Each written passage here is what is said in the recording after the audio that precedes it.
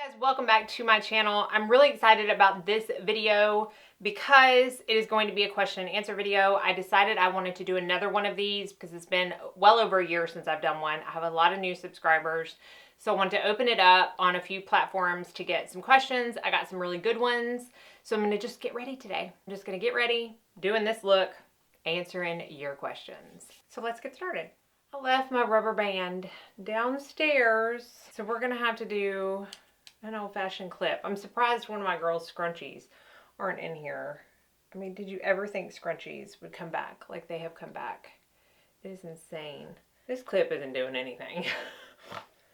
I had to go get a scrunchie.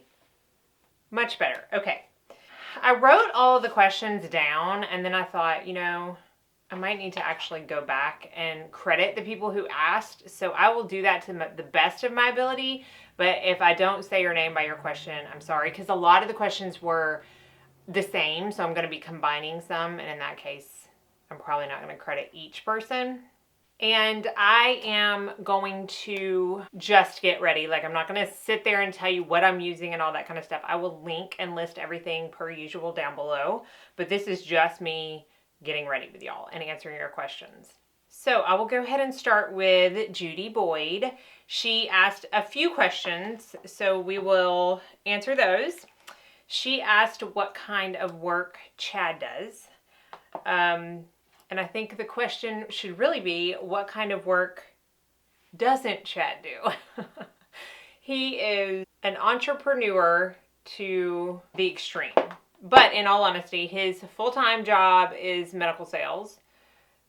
He has always been really good at sales, and he has never been one to be able to like sit in an office from 9 to 5. So it's good because he works from home unless he sees clients. So that's why he's home a lot when I'm filming. And then he also has an archery apparel company. He's really big into archery. And then he also is one of the most talented photographers that I've ever met. And I'm not just saying that because, you know, I'm biased and he's my husband. He is super talented. So he does a lot of photography work for companies, and he does videography work as well. So those are kind of the conglomeration of everything that he does, on top of being a husband and a daddy. Am I originally from Nashville? Yes, I am. Born and raised. So I was born in Nashville. I lived in Nashville proper until I was about 8. And then I moved to a town right outside Nashville called Franklin. And that's where I grew up. If I know probably some of y'all have heard of Franklin, and it is very historical. Like, there's a lot of Civil War stuff that happened in Franklin. And in fact, I grew up in a neighborhood right next to a house called the Carton Mansion, which was a hospital for the generals during the Civil War. So lots and lots of history, which I love because I love history. But yes, I have been born and raised in the Nashville area my entire life. How long have I been into health and fitness? Probably, so I've been into health. I lost 50 pounds when I was in high school. I've been into health since then. I've been into fitness since like probably a year before I met Chad. So we're going on 15 years, that would be, because we've been together 14. So that's how long I've been in. And then she asked what my girls think about my YouTube channel. And they love it. I mean, they love it. They want to be on the videos all the time. They watch the videos all the time. I have a very supportive family when it comes to my YouTube. So one of the next, like, most asked questions were when and how I came to know Jesus. And I think I touched on this maybe in my last Q&A, definitely in the last Q&A that we did together, Chad and I. But I did not, so, okay. My parents are Christians. We grew up going to church every once in a while. But it wasn't like a constant thing for me. I did not have the most, I didn't have the proudest life in my high school and college years. Let's just say that. And I needed Jesus bad when it came to college. A friend of mine asked me to go to a Bible study with her. I did. I started going to church with her. And then when I was 24, I got, it was a Methodist church, and I was like sprinkled, because that's how they do their baptisms. And then I met Chad. We got married. I was pregnant with Cortland, who's my oldest, like 35 weeks pregnant. And I wanted to be baptized by immersion. So Chad actually baptized me, and thank the good Lord for the buoyancy of water, because I don't think he would have been able to pull me back up. I was so with child. But I was 28. And then I don't want to say the rest is history, because it is an ongoing, and I do talk a lot about this in Chad and I's Q&A. It's an ongoing thing to have a relationship with Jesus.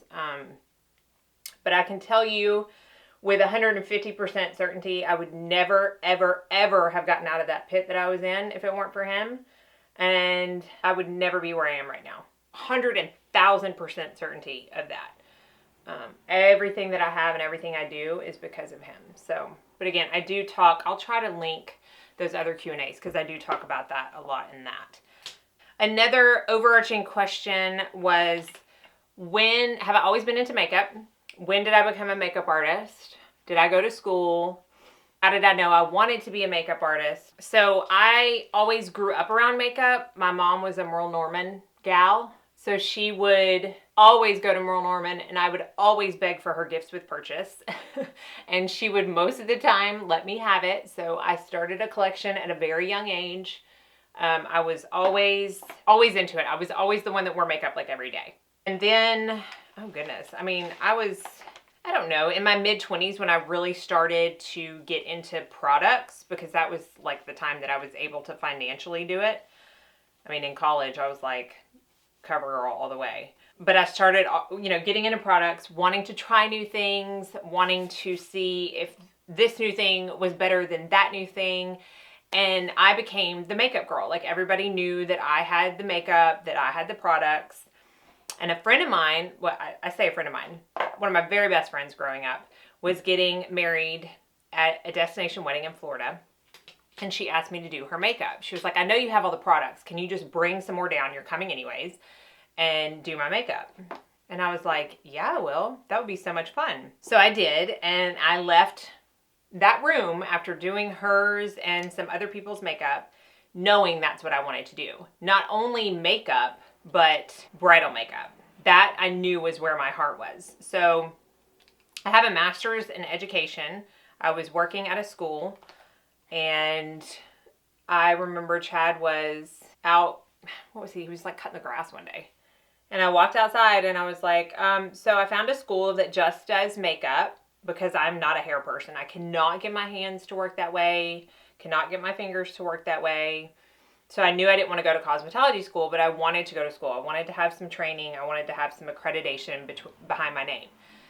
And I said, so I found a school in Nashville that just does makeup. I think I'm going to quit my job, go to school, and do makeup full time. And luckily, being the entrepreneur that he is, he understood that, and he basically was like, okay. So that's what I did.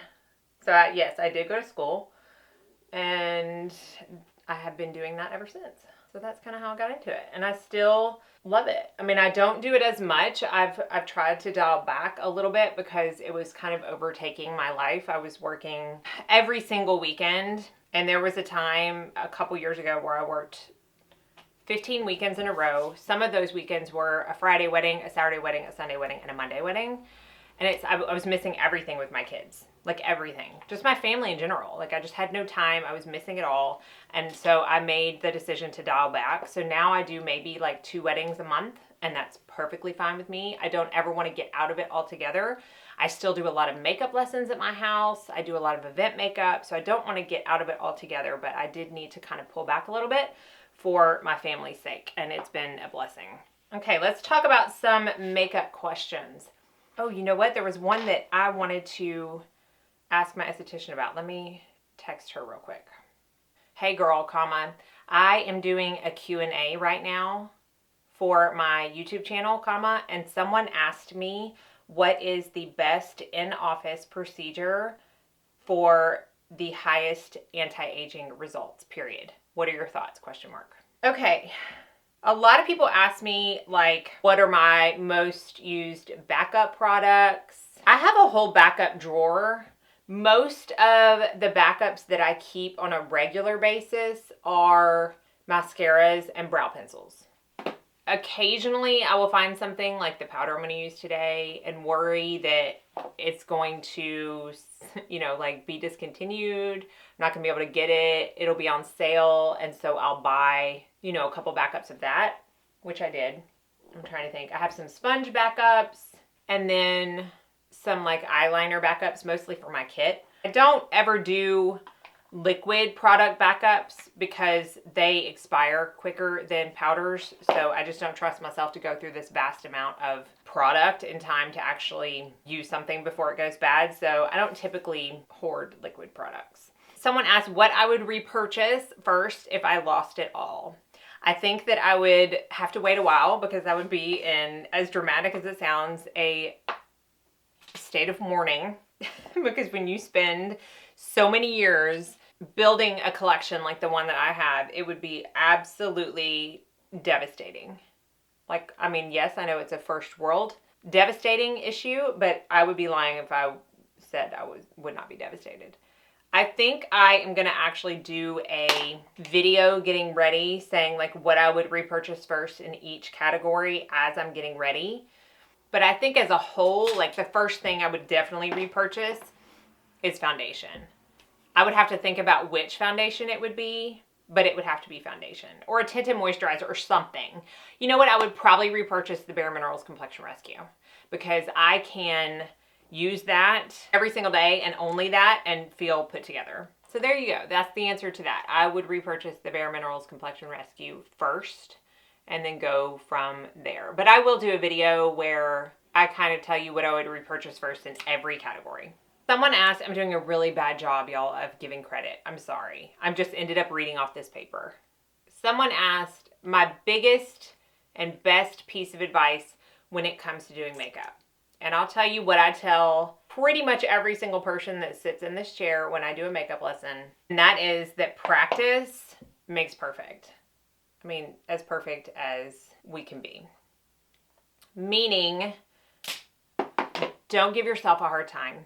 Do not beat yourself up for not being at the same level as someone else may be. And practice. And when I say practice, I mean do what I did when not only when I was in school, because I had to practice on clients, but also when I was just learning makeup in general. And before you go to bed at night, play with some makeup. Sit in front of that mirror and do your thing because you're going to wash your face anyways. You may end up absolutely hating whatever you do, and that's okay because, again, you're washing your face, so it doesn't really matter, and you may end up loving it. I can't tell you how many times I ended up doing a look in front of the mirror at night that I loved, and I just kept all the stuff out on my vanity and did it the next day. I mean, I'm not going to lie and tell you that I didn't have to practice a ton. I think it took me a solid 3 weeks, I'm not kidding, to practice every single night tight lining my eyes before I was comfortable enough doing it during the day. It just takes practice and it takes just a little, it's just makeup. It's fun. Don't beat yourself up. I have so many people that I do makeup lessons on. They're like, I just can't do it. I'm not good at this. I'm not good at that. And I'm like, but you can be. It's just makeup. It's okay. So that is probably my biggest piece of advice when it comes to doing makeup. Someone asked, what would my other job be if I were not a makeup artist? And I think this was asked in my last Q&A. So again, I do have a master's in education.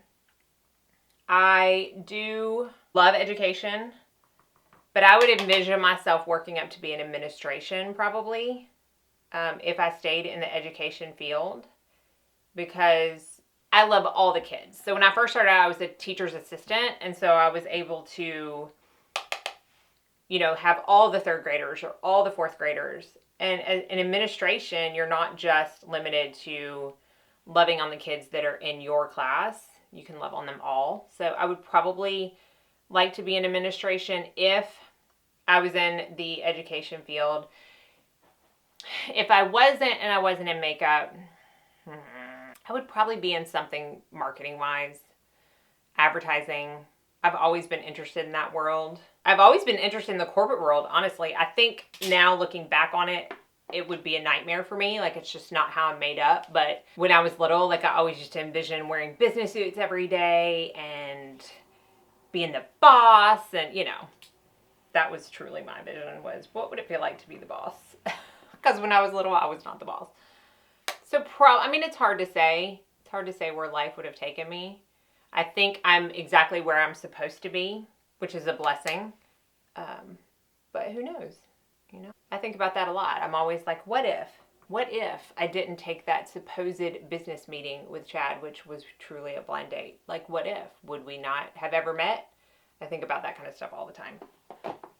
Okay, let me open this. I hope Amber gets back to me about that skincare question. But I took a picture of this because I wanted to make sure that I read it correctly. SoCal Rocker Gal asked, I feel so many of the influencers become greedy and do sponsorships even if they don't like products as much as they say they do, or they become superficial. So I unsubscribe to almost all of them. How do you stay away from the temptation and keep true to yourself? Being a Christian, do you find it hard to be in the YouTube beauty community with all the drama and fake influencers? So 2 really important questions.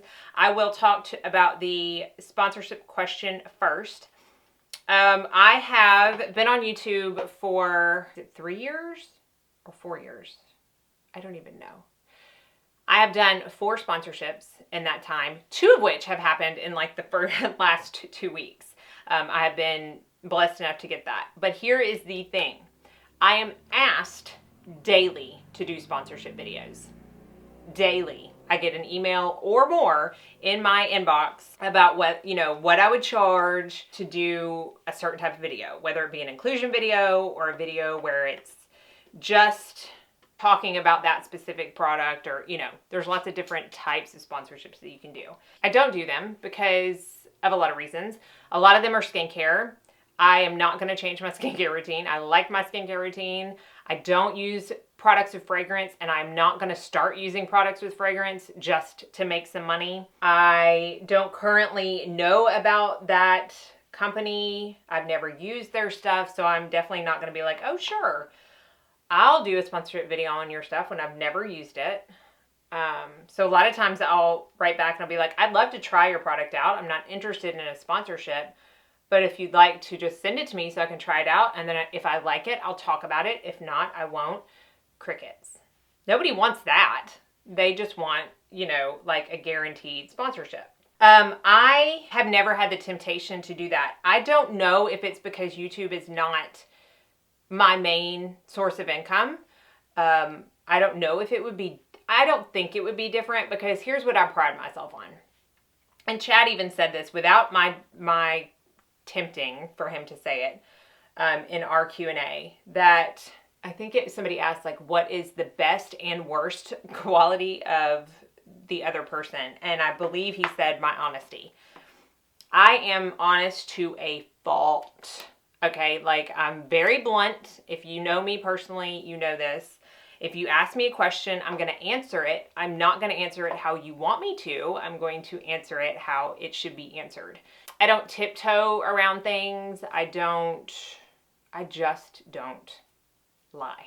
I just don't. And I think that's part of, like the question said, as a Christian, do you find it hard to be part of the YouTube space? I find that I'm a little bit set apart, because I am a Christian, and I do know I get a lot of flack about the scripture that I put in my video.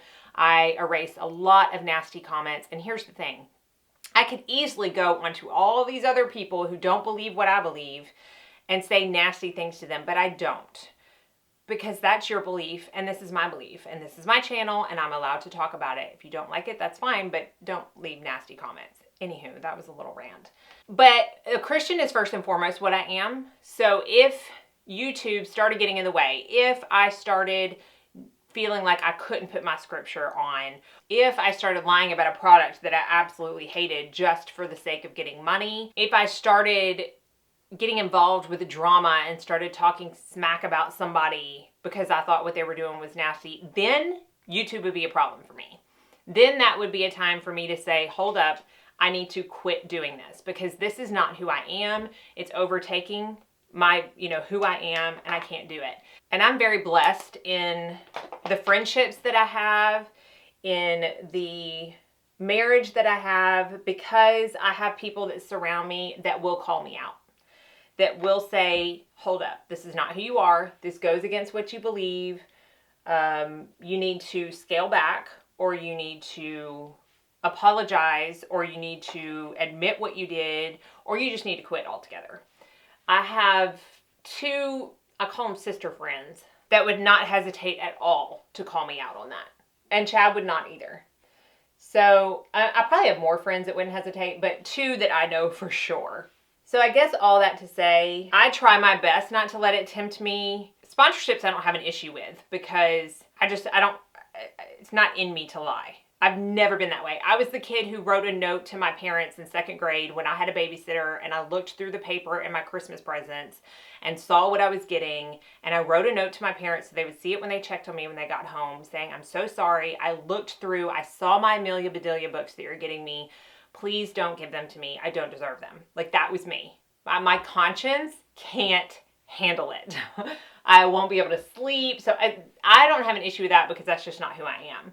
But as far as getting involved in things or letting YouTube overtake who I am and letting it change some of my values, I try my hardest not to let that happen myself. But then if it starts happening, I have a very good support system that will call me out in a heartbeat. So I hope that answers your question.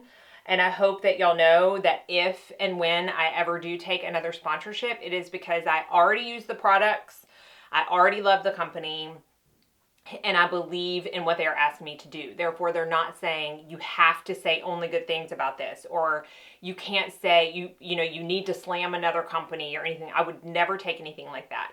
So just know that in the future, if I'm ever blessed enough to do another sponsorship. I am talking a lot. This is gonna be a long video. Okay, so Amber texted me back to the question of what is the best in-office procedure for anti-aging. And she says that a laser with downtime. So basically something that you are going to have a little bit of downtime with, because it's going to be the most effective. And she says that minimal downtime would be Ebates or Vivace. So Vivace is the one that I did. I've done a whole video on that. And then Ebates is just another kind of form of that. And I would probably say the same thing. Like, I do think that maintenance with an esthetician is important for overall skin health. What am I doing? I'm like, why is that not showing up as a highlighter? I'm going into my powder when I'm supposed to be going into my highlighter. This is what happens when you don't pay attention. Oh my goodness. Okay, anyways, I do think overall maintenance is important to do in an office if you are able. Now, I know a lot of people live in areas where you're not able to do that, but if you are able, and if you found an esthetician that you trust, I highly recommend maintenance, like chemical peels or hydrofacials, something like that. And then, like Amber said, a good laser definitely never hurts with the anti-aging route. If I could only keep one foundation, what would it be? Well, if you don't include the Bare Minerals Complexion Rescue, because that's technically not a foundation. I love so many. This is hard. Y'all, what would it be? I think it changes every week. Probably still the Osmosis, because I can shear that down if I want, or get a fuller coverage if I want. Probably say that. Someone else asked if I work out in makeup. It depends on the day. Like today, I'm having to film this early just for, time reasons and the way my schedule is today. So yes, I will work out in this makeup in a little while. But if I'm going to like a boxing class, or if I'm working out in the morning or something like that, no. I did a video recently about, makeup that I wear to the gym. It got very little views in comparison to my other videos, so I guess people aren't as interested in that. But if the person who asked this is interested and hasn't watched that video, that's an idea of what I would wear if I didn't have a full face. I think if you are personally susceptible to breaking out while sweating, then I would not, wear makeup to the gym. I also think it's a personal thing. People have commented and been like, that's the worst thing you could ever do for your skin is working out in makeup. Well, obviously, my skin isn't hurting from it, so it's a personal thing. Another question I got asked on Instagram is, what's your opinion, personal and as a professional makeup artist, on mature middle-aged women and makeup? Should it only be natural, minimal, no eyeshadow, no makeup looking makeup for middle age? No, no, and no. And this is both personal and professional opinion and thoughts. I absolutely do not think that middle-aged or older mature women should only wear natural makeup. I don't even know where that came from, but whoever started that should be ashamed of themselves, because I don't plan on stopping wearing makeup like when I hit a certain age. And who's to say what middle age is anyways? Like, I'm gonna be 40 next year and I look forward to it. I feel like when I'm 60, I'm gonna feel like I'm 40. Like, I think it's how you live and lots of other factors determine your true age. So who determines that, But no, I don't. I think that you do what you are most comfortable with. I do think there are certain products that look better on skin that is maturing, but I think there's products that look better on teenagers too. Like, we all have our phases in life where there's going to be certain products that fit us better than others. Probably it's my most viewed video on my channel was the makeup I did on Beth, who is 67. I've gotten mostly like 95% positive feedback on that. There's been a couple of people who, like, I called it glam because for most of my clients, that would be what's considered glam. A lot of people are like, that's my everyday makeup. That's not glam.